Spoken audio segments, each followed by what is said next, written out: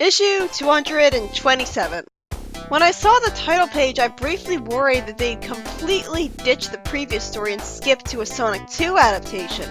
But fortunately, we continue where we left off in the fanfiction novelization of Sonic 1. I don't necessarily mean that as an insult. Fanfiction can be good, and Ian Flynn is a fanfiction writer, officially hired or not.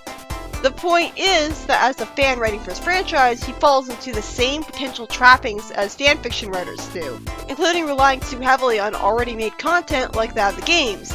As we start out with Sonic and the Freedom Fighters going to Labyrinth Zone, skipping past Springyard Zone entirely because, fuck it, we gotta get the adaptation done as soon as possible.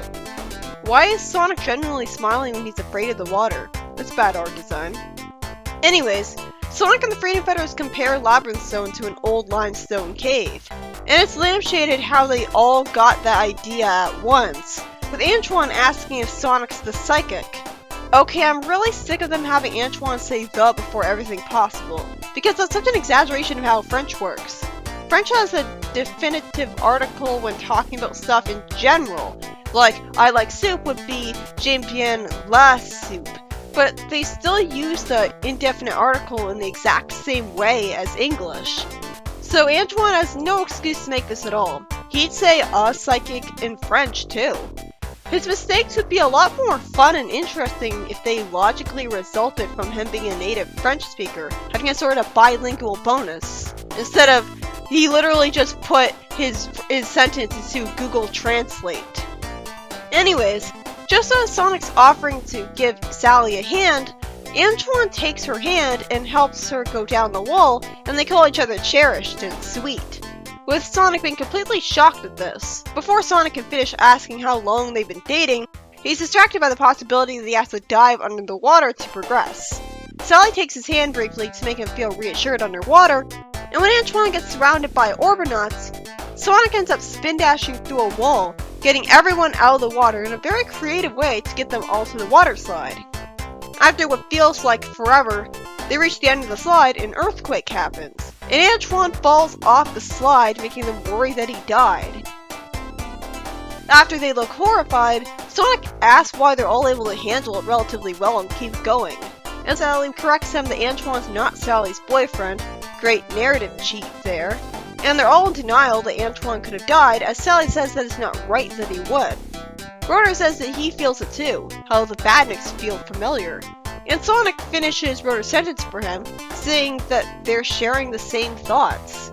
Are the Freedom Fighters all in a simulation machine on a death egg right now?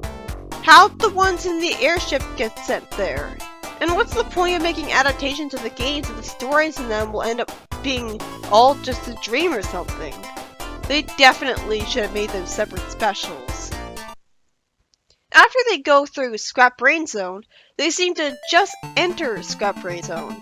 And Sonic and Rotor promptly rename the weirdly named zone Robotropolis and New Megapolis, with Sonic telling Rotor that New Megapolis is trying too hard as a name. Does it mean it's too complicated and sounds more like an actual city name would be? Soon, they all run into traps, with Sonic being burned and electrocuted. I'm guessing he won't be too injured to continue on from this somehow. And Rotor gets sent falling away from Sally because of the spinning floor, causing her to panic at something like this happening again. Fortunately, she and later Sonic grab him and pull him up, and suddenly Sonic gets trapped in a force field. But it looks like he just got a Sonic 1 shield out of nowhere, so it took him telling me that to explain it to me. Eventually, Eggman hears a creak in the Sonic 1 final boss tube he's in, and out of complete fucking nowhere, he gets frozen solid in it. And then once again out of nowhere, he's not frozen anymore and only wet, with Antoine in his arms as he says that sounded like the hydraulics pipe. Huh? Sonic reminds me that I was supposed to wonder if Antoine was still alive, so Antoine fell down the hydraulics pipe? How'd the ice happen? Huh? Huh? What kind of Deus Ex Machina is that? What happened? Sonic takes out the tube with a single spin dash while thanking him for the save, when I don't see how he saved him. The Freedom Fighters all catch up with Sonic as I wonder why they weren't right next to him all along like they were right before he was caught in the force field. Apparently they all teleported away. Eggman escapes down under a circle on the floor and seals it shut, and oh, they all catch up with him anyways. How the hell did they do that? Why mention that it's sealed shut then? I can't follow the logic of this story. It really fell apart by the end. Sonic lampshades that Eggman's pretty fast for a Batman, while not at all complaining that this makes absolutely no sense for him to be faster than him. So the reference comes off as a very lazy, half-assed, self-aware joke from being so tame that it doesn't bother to try to explain why he's fast, and have Sonic point out that it makes zero sense from a human. I mean, Eggman's a cyborg, I'm sure, but he doesn't say that.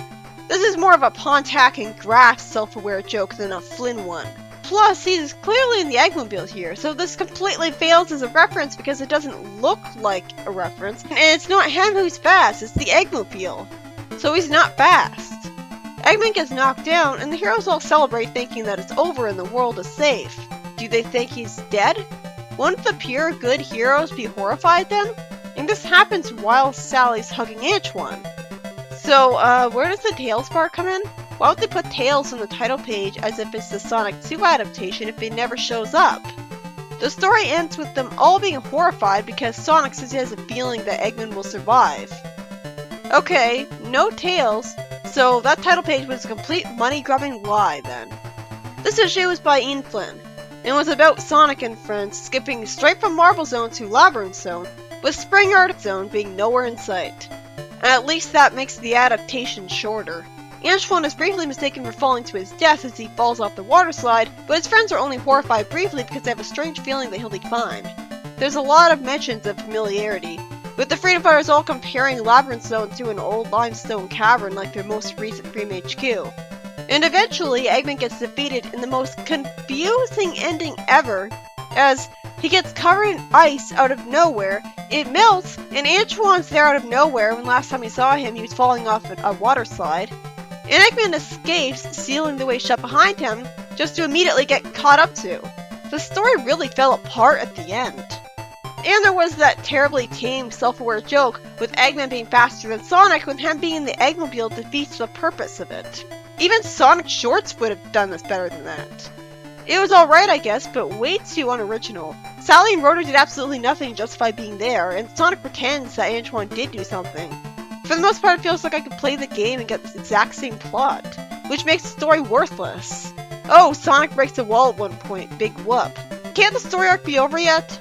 Why does it have to continue on after this? I don't care about this, I already know the plot of the game. The reboot better not be like this. It really feels like we just got distracted by a butterfly. I don't care that it's the 20th anniversary. We have a Death Egg story arc going on. Focus, people!